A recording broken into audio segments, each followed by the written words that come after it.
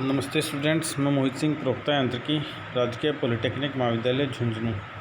ये video lecture mechanical diploma third year के subject ME309 mechanical estimating and costing के chapter 9 estimation in pattern making and foundry shop के ऊपर है।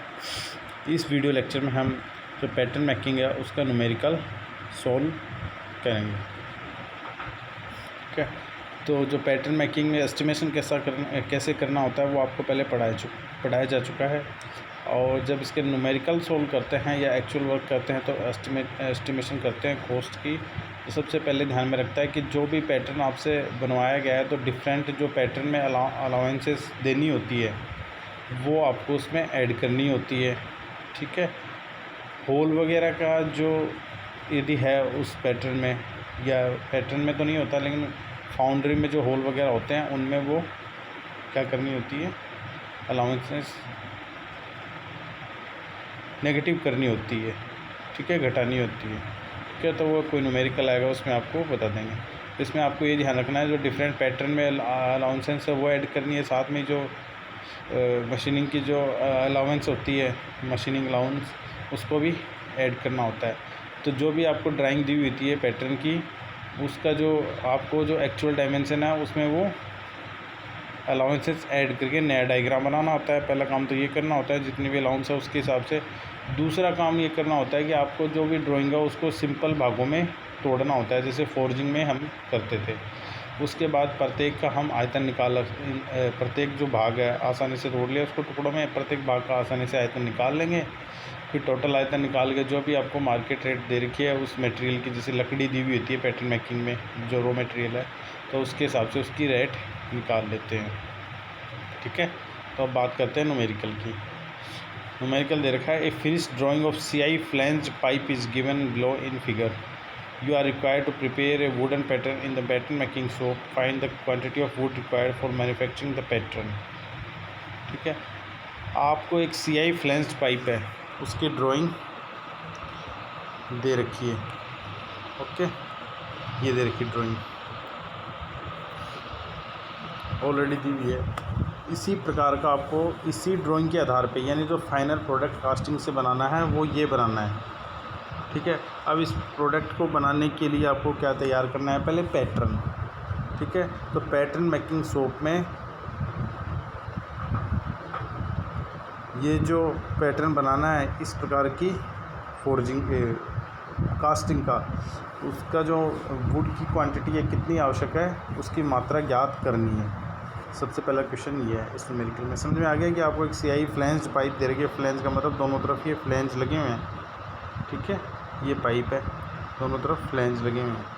ठीक है, इसकी ड्राइंग दे रखी है। आपको वुड पैटर्न बनाना है, लकड़ी का पैटर्न बनाना है पैटर्न मेकिंग शॉप में, तो आपको जो कितनी लकड़ी की आवश्यकता होगी इस ड्राइंग के हिसाब से पैटर्न बनाने के लिए। पहला क्वेश्चन। इसके अलावा और क्या कैलकुलेट करना है आपको, also estimate the cost of pattern.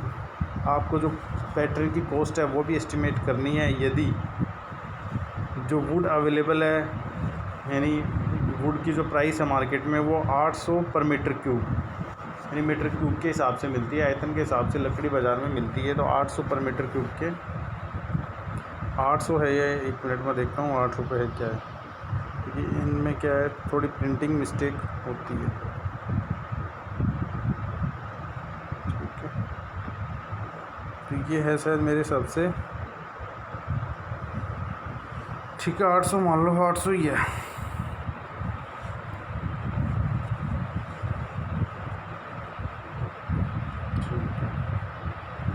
फिर न्यूमेरिकल में देख लेंगे। राइट, ये तो केवल क्या है मल्टीप्लाई करना है आपको, चाहे कितनी भी दे रखी हो, 800, 600, 8 रुपये, 1200, उससे मतलब नहीं है। आपका जो टोटल वॉल्यूम आ गया उसको बस इसे मल्टीप्लाई करना है तो वुड की कॉस्ट आ जाएगी। तो ये कितनी भी दी हुई हो, अपन न्यूमेरिकल में जो भी दी हुई है उसके हिसाब से इसे करेंगे। दूसरी चीज़ क्या पूछ रहा है आपसे, जो पैटर्न मेकर है, जो लेबर इसके लिए अवेलेबल है वो 8 रुपये पर डे के हिसाब से उपलब्ध है तथा 6 घंटे में ये पैटर्न तैयार करता है।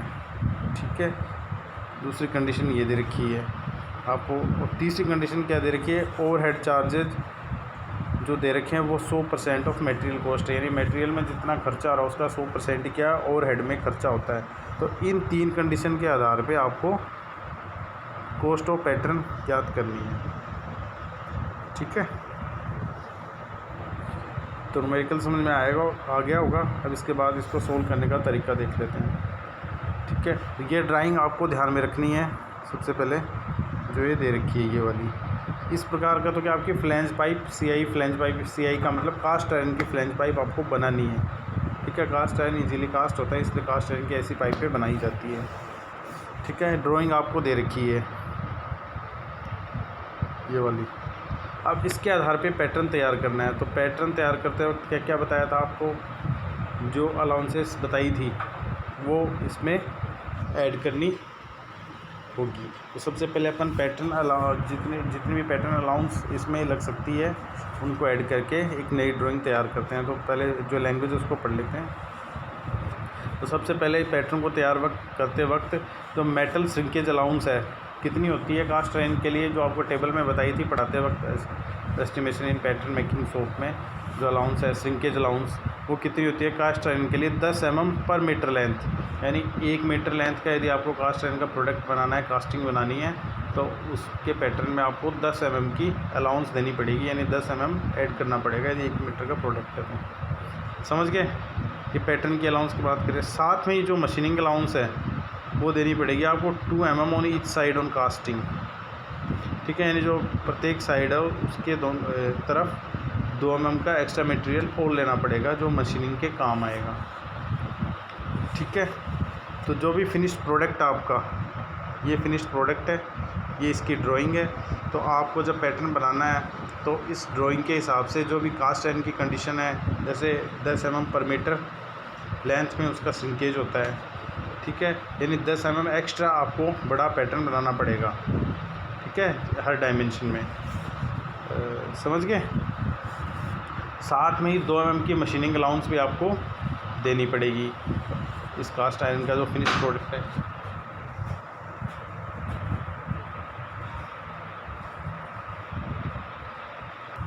ठीक है, तो इन दोनों कंडीशन को ध्यान में रखते हुए हम जो ये फिनिश प्रोडक्ट है उसके पैटर्न की ड्राइंग तैयार करते हैं। ठीक है, तो क्या क्या बताया आपको, फिनिश प्रोडक्ट में आपको ऐड करना पड़ेगा। एक तो 10 mm के हिसाब से पर मीटर लेंथ के हिसाब से श्रिंकेज अलाउंस ऐड करनी पड़ेगी। साथ में 2 mm के हिसाब से आपको प्रत्येक साइड में मशीनिंग अलाउंस भी ऐड करनी पड़ेगी। ठीक है, इसके बाद नेक्स्ट लाइन आपको ये देखनी क्या लिखा हुआ है, ये भी इम्पोर्टेंट होता है कई बार। जो आपको मैंने वहाँ पे जो छापोला फायरवर्क्स में आप गए थे वहाँ भी देखा था, कोर प्रिंट भी तैयार करने पड़ते हैं। साथ में जो पैटर्न है उसके साइड में क्यों करने पड़ते हैं, ताकि जो मोल्ड है उसमें आसानी से इसका जो पैटर्न बनाओगे, आपने ऐसा ही बना दिया, सपोज करो ऐसा कैसे ही बना दिया, डायमेंशन ऐड कर दी, लेकिन इसको रखोगे कैसे, मोल्ड के अंदर रखा नहीं जाएगा, ऐसी पाइप नहीं बनेगी। तो उसके लिए साइडों में दिख रहा है कोर प्रिंट, दोनों तरफ C लिखा हुआ है, ये कोर प्रिंट तैयार करने पड़ते हैं ताकि वो इन पे जो मोल्ड है, इसमें जैसे ये मोल्ड है साचा, इसमें से आसानी से रखा जाएगा, ये इनके सहारे से रखा जाएगा ना।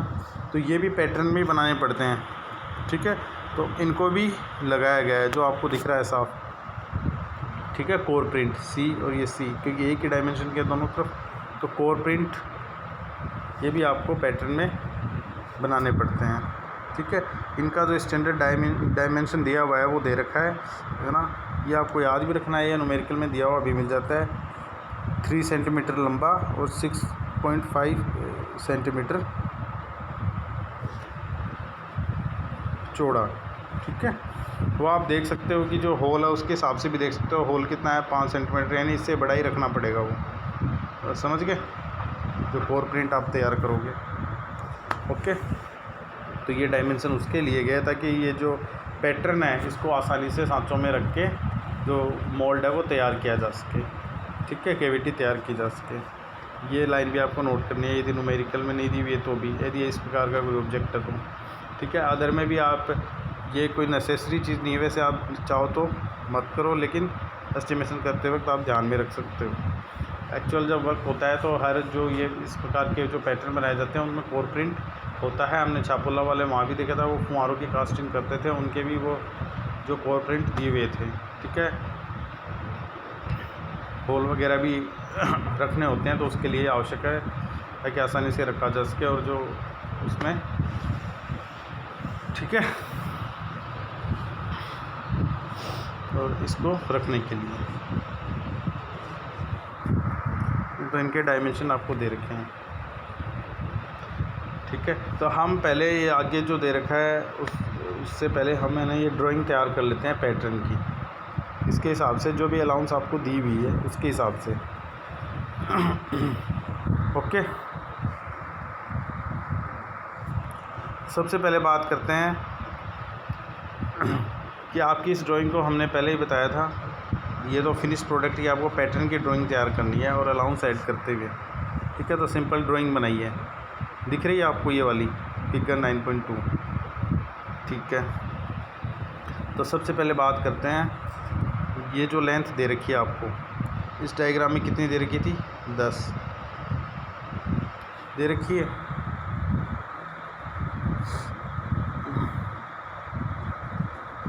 अब आपको बताया था श्रिंकेज अलाउंस क्या होती है, 10 mm होती है पर मीटर लेंथ में, या आप कह सकते हो 1000 mm के अंदर 10 mm, या आप कह सकते हो 10 mm को भी मीटर में कन्वर्ट कर ले तो 10/1000, तो 0.01 मीटर, यानी 1 मीटर के लिए आपको 0.01 मीटर की श्रिंकेज अलाउंस ऐड करनी पड़ती है, ठीक है। ये आपने ऐड कर दी, ठीक है। लेकिन आपका डायमेंशन कितना दे रखा है, 10 सेंटीमीटर, तो इसमें कितनी ऐड करोगे, तो 10 सेंटीमीटर को भी मीटर में कन्वर्ट करोगे तो क्या आ गया आपके पास, 0.1 मीटर, ठीक है। तो आपको पता चल गया होगा 1 मीटर में कितने की अलाउंस देनी पड़ती है, 0.01 मीटर की। तो 0.1 मीटर में कितनी देनी पड़ेगी, इसको 0.1 मीटर को 0.01 से गुणा कर दो तो कितना आएगा आपके पास,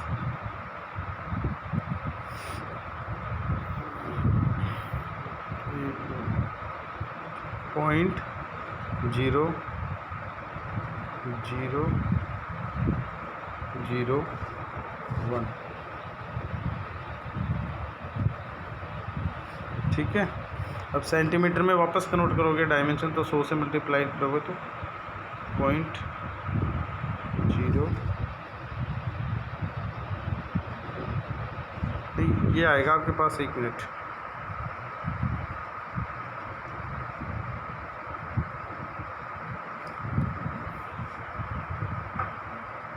.1 मीटर है, ठीक है। ये क्या हुआ, 10 सेंटीमीटर को मीटर में कन्वर्ट किया तो क्या है, 0.1 मीटर। 1 मीटर में कितने की अलाउंस देनी पड़ती है, 0.01 मीटर की। तो 0.1 मीटर में तो 0.1 गुणा 0.01, इनको मल्टीप्लाई किया तो 0.001, यानी 0.1 मीटर में आपको 0.001 ऐड करना पड़ेगा। तो इसी को आप यदि 10 सेंटीमीटर में कन्वर्ट करोगे तो कितना आएगा, 0.1 सेंटीमीटर, यानी 10 सेंटीमीटर में आपको 0.1 सेंटीमीटर और ऐड करना पड़ेगा, किसमें, यदि आप पैटर्न तैयार करोगे तो उसकी इस लेंथ में, समझ गए। इसके अलावा ये तो हो गई श्रिंकेज अलाउंस, कितनी हो गई, 0.1 सेंटीमीटर। इसके अलावा क्या दे रखी है, 2 mm की मशीनिंग अलाउंस भी दे रखी है प्रत्येक साइड में। तो 2 साइड है इसकी, एक तो ये वाली साइड है और एक ये वाली साइड है, 2 साइड है ना, तो दोनों तरफ 0.1 mm में है, तो सेंटीमीटर में कितनी होगी, 0.2 और 0.2, तो टोटल ये डायमेंशन कितना होगा, 10 तो पहले से ही है, प्लस 0.1 की आपने क्या दी, श्रिंकेज अलाउंस सेंटीमीटर में, प्लस 0.2 सेंटीमीटर की क्या है, मशीनिंग अलाउंस, प्लस 0.2 सेंटीमीटर की मशीनिंग अलाउंस, क्योंकि दोनों तरफ है, 0.2 इधर और 0.2 इधर, दिख रहा है ना ईच साइड, समझ गए। तो टोटल कितना हुआ, 10.5 सेंटीमीटर आपको ये इसकी डायमेंशन यदि आप रखोगे, ठीक है, तब आपको ये 10 सेंटीमीटर मिलेगा, ठीक है। यानी मशीनिंग के लिए भी आपने छोड़ा है ना। आप 2 तरह की मशीनिंग करते हो, एक तो ये जो आप तैयार कर रहे हो पैटर्न, उसकी भी मशीनिंग करोगे, साथ में ही जो फिनिश्ड प्रोडक्ट है उसकी भी मशीनिंग करोगे, उसके लिए भी अलाउंस अलग से है, वो बाद में ऐड करेंगे। तो दोनों की अलाउंस आप ऐसे याद रखना है आपको। कई बार हम केवल यदि फोर्जिंग का क्वेश्चन है तो डायरेक्ट एक मशीनिंग अलाउंस देखते हैं, पैटर्न वाली नहीं देखते। यदि पैटर्न की भी देखनी है तो आपको दोनों दी भी मिलेगी, ठीक है। पैटर्न मेकिंग की दे रखी है 2 mm ईच साइड, और जो उसकी फिनिश प्रोडक्ट की, ठीक है, और पैटर्न में दे रखी है 3 mm की, जो भी आपको दे रखी हो, ठीक है, समझ गए। तो फिनिश प्रोडक्ट की उसके हिसाब से ऐड करनी है। तो ये डायमेंशन आ गया 10.5, समझ गए होंगे आप कैसे आया, अब दोबारा बताने की ज़रूरत नहीं है। इसी प्रकार एक और मैं बताता हूँ, फिर आपके समझ में आ जाएगा। ये वाला डायमेंशन दे रखा है आपको यहाँ से यहाँ तक 16 का, कोई दिक्कत नहीं है। कितना? 16 सेंटीमीटर, ठीक है, फिनिश प्रोडक्ट का। अब इसकी बात करें, यहाँ पे कितना लिख रखा है आप देख रहे होंगे, 16.56 यानी 16.56 सेंटीमीटर। ये कैसे आया? वैसे ही चलते हैं। तो आपको सबसे पहले क्या देखनी है, श्रिंकेज अलाउंस कितनी है 1 मीटर में। 1 मीटर के अंदर कितनी होती है? 0.01 मीटर। ये याद रखनी है आपको। जो 10 mm पर मीटर लेंथ है उसको हमने क्या है मीटर में कन्वर्ट कर रखा है सबको। 1 मीटर में 0.01 मीटर, ठीक है। तो 16 सेंटीमीटर को भी मीटर में कन्वर्ट करोगे तो क्या आएगा? 0.16। तो 0.16 मीटर में कितनी होगी? इसको मल्टीप्लाई कर दो 0.01, तो कितनी हो गई? 1 2 3 4 पॉइंट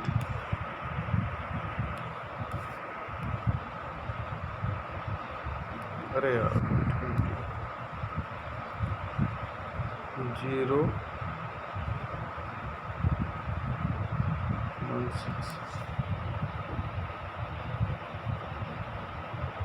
ठीक है, 0.16, 1 मिनट, 0.16। चलो कैलकुलेटर में करते हैं तो आपकी ये ईजीली समझ में आएगा,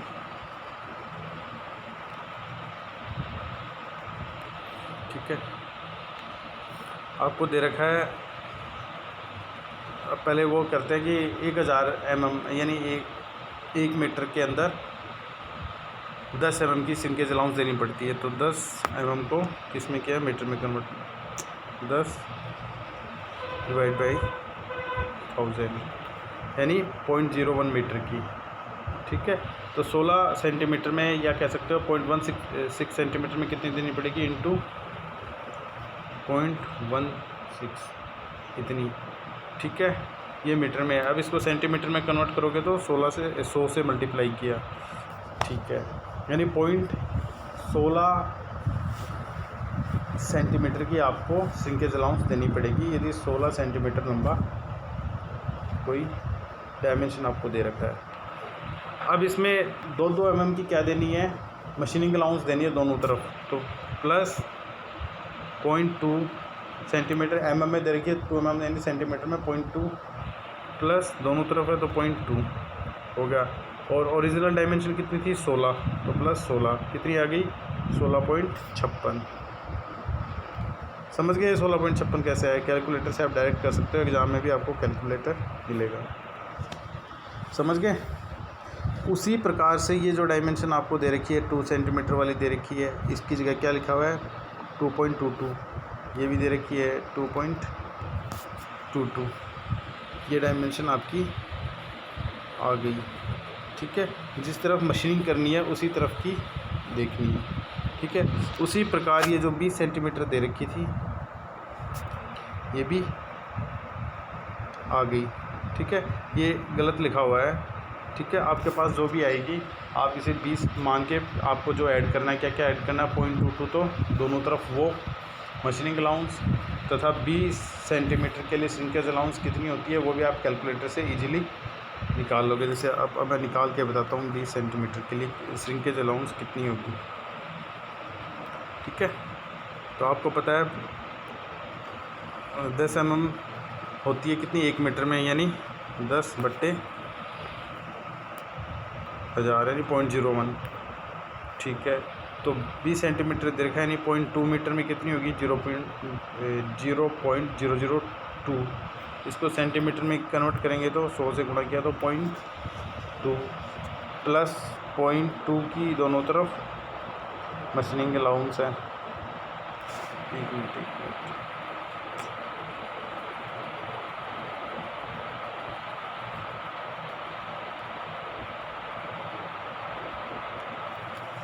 0.2 प्लस 0.2, ठीक है। ओरिजिनल डायमेंशन कितना था, 20 था, यानी 20.6, ठीक है। ये सारे डायमेंशन निकल गए, इसका भी निकल गया, ठीक है, इसका भी निकल गया, ये वाला ऊपर वाला है ना। ये डायमेंशन भी आपको निकालना बता दिया, ये भी बता दिया, और ये भी बता दिया, और ये भी बता दिया, और ये भी बता दिया, सारे बता दिए कैसे ये चेंज हुए, जो पैटर्न है उसमें डायमेंशन कैसे लेने हैं। फिर इस प्रोडक्ट की ड्राइंग दे रखी है, लेकिन आपको डायमेंशन पैटर्न बना रहे हो तो उसके ये लेने पड़ेंगे, जो भी अलाउंस होती है वो लेकर के, समझ गए। अब बात करते हैं कि जो ये आपको जो भी ड्राइंग दे रखी थी फिनिश प्रोडक्ट की, इसको सिंप्लिसिटी के लिए यानी आसान बनाने के लिए हमने भागों में बांट लिया, इजी भागों में। जैसे ये भाग है, इसको नाम दे दिया ए, ठीक है। दूसरे वाले को दे दिया ये ए, ये बी, ये सी, ठीक है। दोनों सेम है तो सी ये दोनों भी सेम थे तो इसलिए बी लिख दिया, यानी 2 1 का निकाल लो, 2 से मल्टीप्लाई कर दो। तो अब हम इनका वॉल्यूम निकालना है सबका, क्योंकि जो लकड़ी काम में ले रहे हैं इस पैटर्न को बनाने में, उसका वॉल्यूम निकालना पड़ेगा। तो सबसे पहले बात करते हैं पार्ट ए की, ठीक है। यहाँ पे एक चीज़ और ध्यान में रखनी है, आपको अब है ना पैटर्न फिनिशिंग अलाउंस भी देना पड़ता है। ये तो वो अलाउंस था जो फिनिश प्रोडक्ट है उसको बनाने के लिए पैटर्न में देना है। इसके साथ ही जो पैटर्न मेकिंग है उसके लिए भी अलाउंस देना पड़ता है। वो कितना रहता है, 3 mm का प्रत्येक साइड ना, जो सरफेस फिनिश करनी है, ठीक है। तो हर डायमेंशन में 2 साइड है तो दोनों तरफ 0.3 सेंटीमीटर ऐड हो जाएंगे, समझ गए। जैसे यहाँ ऐड कर रखा है हर डायमेंशन में, क्योंकि दोनों तरफ ये अलाउंस देना पड़ता है। इधर भी देना पड़ेगा, इधर है तो इधर भी देना पड़ेगा, इधर है तो इधर भी देना पड़ेगा, ठीक है। और आपको इसे एक घनाभ मानते हुए चलना है। हर जो पार्ट है, जैसे ए है, ये भी क्या है, एक घनाभ है जिसकी लंबाई चौड़ाई ऊंचाई आपको देखनी है कितनी कितनी है, समझ गए। तो बात करते हैं हम, चलो। तो हम क्या करेंगे, जो प्रत्येक पार्ट है इस फोर्जिंग जो पैटर्न को बनाने के लिए, उनको इंडिविजुअली बनाएंगे, फिर उनको असेंबल करेंगे, ताकि क्या होगा, इकोनॉमिकल हमें, यानी जो सस्ता पड़ेगा ये पैटर्न बनाना। यानी इस पार्ट को अलग बनाया गया है, बी को, ए को अलग बनाया गया है, सी को अलग बनाया गया है, फिर इनको आपस में जोड़ दिया ताकि पूरा पैटर्न बन जाए, ठीक है। न कि अपन एक लकड़ी के टुकड़े से पैटर्न बनाते हैं, एक से नहीं बनाते, अलग अलग बना करके उनको असेंबल करते हैं। तो सबसे पहले बात करते हैं पार्ट ए की। अब न्यूमेरिकल अपना आसानी से हो जाएगा, केवल जोड़ बाकी गुणा है। तो लेंथ इसकी कितनी है पार्ट ए की, 20.6 जो आई थी, इसकी जगह लिखना है 20.6 प्लस 0.3 प्लस 0.3, क्योंकि दोनों तरफ ये वाली अलाउंस है 3 mm है, इसको सेंटीमीटर में कन्वर्ट करेंगे तो 0.3 दोनों तरफ देनी पड़ती है ईच साइड। तो 0.3 प्लस 0.3, जैसे हमने आपको करके भी बताया था पैटर्न में, जो फिनिश प्रोडक्ट है उसमें 0.2 सेंटीमीटर की हमने दी थी, वो ऐड की थी, वैसे ही अब तो इसका डायमेंशन चेंज होकर क्या आ जाएगा, जो भी ऐड करोगे आप, ठीक है। ये तो हो गई इसकी लेंथ। विड्थ कितनी है इसकी, ये वाली 10.5। 10.5 में भी दोनों तरफ मशीनिंग अलाउंस देनी है 0.3 सेंटीमीटर की, तो ये आपके पास कितना आ गई, 11.5 सेंटीमीटर, ठीक है। अब थिकनेस इसकी कितनी है, क्योंकि ये 10 सेंटीमीटर ही चौड़ा है तो 10 सेंटीमीटर ही मोटा है, पीछे की तरफ घनाभ है, ठीक है। घनाभ जानते हो ना, इस टाइप का,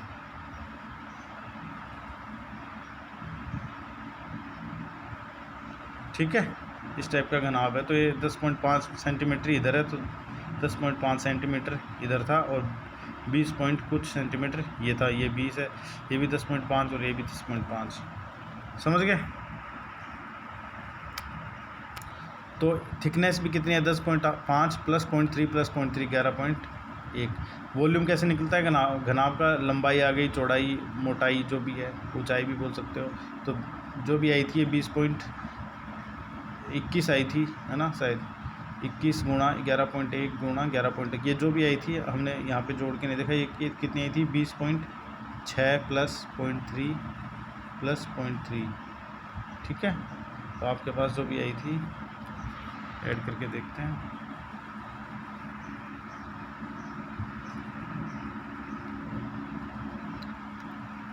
प्लस 0.3 प्लस 21.2, ठीक है। ये ध्यान में रखनी है आपको, 21.2 यहाँ पे। अब इन तीनों को मल्टीप्लाई करेंगे तो वॉल्यूम आ जाएगा, लंबाई गुणा चौड़ाई गुणा ऊंचाई, आपके आ गया 2513 सेंटीमीटर क्यूब, ठीक है। इसी प्रकार बी पार्ट की भी निकाल लेते हैं। बी पार्ट आपको दो भागों में दे रखा है, तो एक की निकालेंगे, फिर 2 से मल्टीप्लाई कर देंगे। ये दे रखा 2 से मल्टीप्लाई कर रखा है। तो इसकी भी लेंथ कितनी थी, 16.56, तो 0.3 प्लस 0.3 ऐड किया।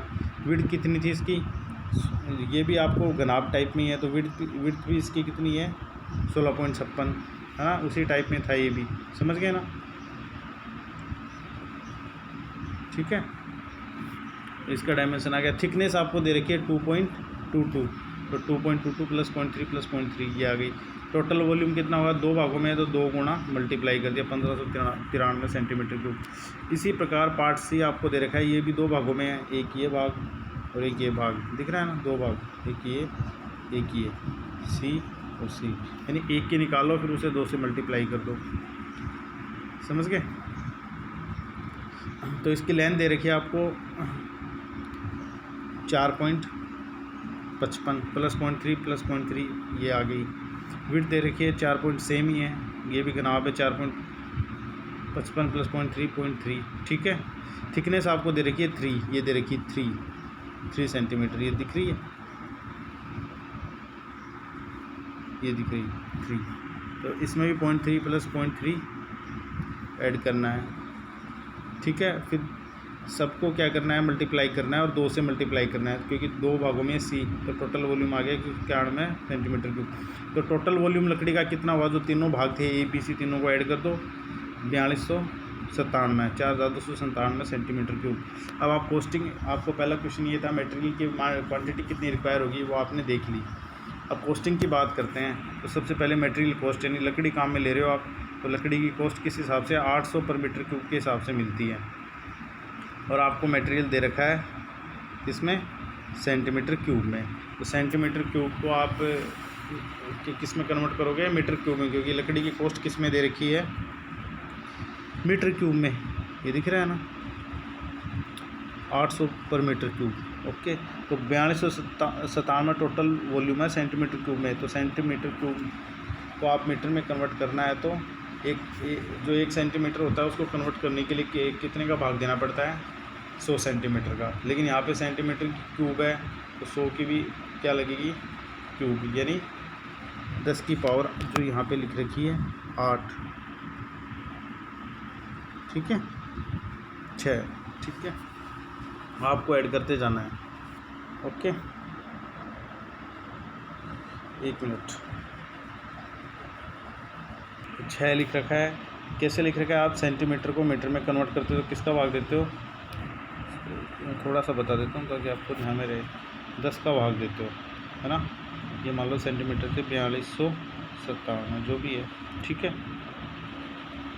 अभी समझ गए, किसका भाग देना पड़ता है, 100 का, ठीक है। लेकिन क्यूब में दे रखा है, तो यानी आप भी किसका भाग दोगे, क्यूब का।